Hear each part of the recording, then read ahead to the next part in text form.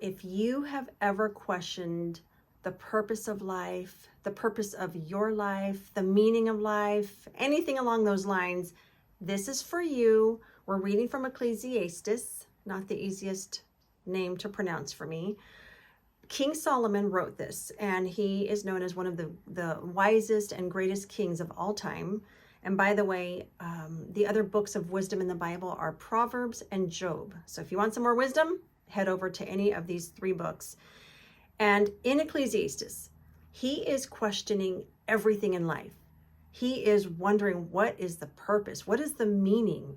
If nothing is new, everything is repeated in patterns and cycles over and over.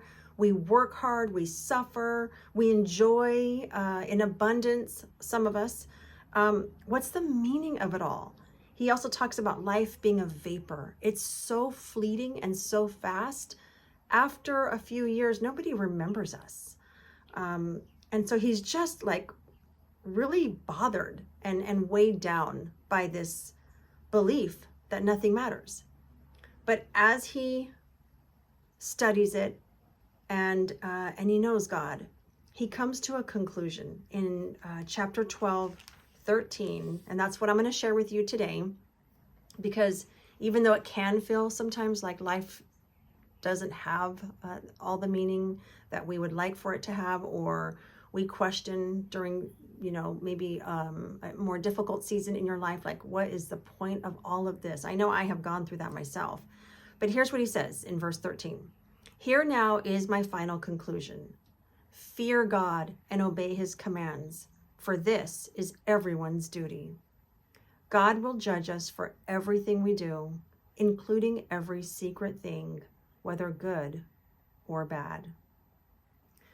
So, as we go through life, everything matters to God and has eternal significance, especially the things that we do in secret when we think nobody else knows, nobody else sees or hears or is aware of what we're doing or what we're thinking.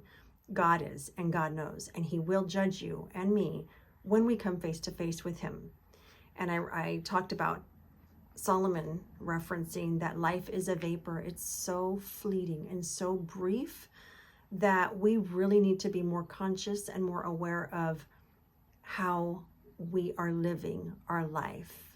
Every single thought that we have, every way that we treat people, every word we speak, every action we take matters. And whether it's good or bad, God will judge us for it. So the purpose of life is to fear God, to know him. When you can fear God, or when you begin to fear God, that's when he starts to convict you. Because I'm thinking about my own life. Again, I've talked about what it means to fear God. It doesn't mean to fear him like you would fear something that scares you. It's just holding him in such a high reverence, such a high place of honor and respect and regard that you do not want to disappoint him. You want to please him. You want to honor him. And so everything that you're thinking, saying, and doing, hopefully you're doing it for his glory. If he were in the room, he's always with us, but because we can't see him with our eyes, it's hard to remember that he is literally with us everywhere we go. So are the things that we're engaging in and speaking and watching and consuming, are they glorifying him? Are they honoring to him? Would you literally sit side by side with him if he were in person that you could see and do these things with? A lot of these things, probably not, right? So fearing God is just holding him in high reverence and obeying his commands. When you obey his commands, that means you are opening up your heart. You are surrendering and submitting to his ways. So even when his word may go against your flesh, maybe there's a command that you don't want to live out because it's not convenient for you. It's not comfortable for you. But when we obey God, then the fruit of the Spirit, the gentleness, the kindness, the patience, the love, the self-control, all of those things, those can come to life in us and through us. And so even in seasons and times where we're wondering, what is the purpose? What is the point? It's always to be in relationship with God, to honor and glorify him, because when we meet him, and that day will come soon, we can account for these things, because we're going to do that anyway.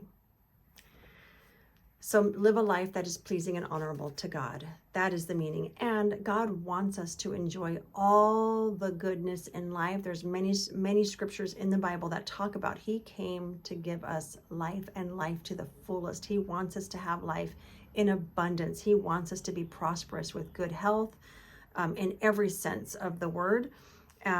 He wants us to be generous and giving and full of his love and goodness and faithfulness. And when we honor him, we're able to have all of those things. So everything has meaning.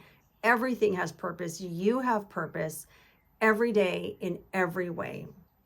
Ecclesiastes 12:13. So that's the whole story. It says, "Here now is my final conclusion. Fear God and obey his commands, for this is everyone's duty.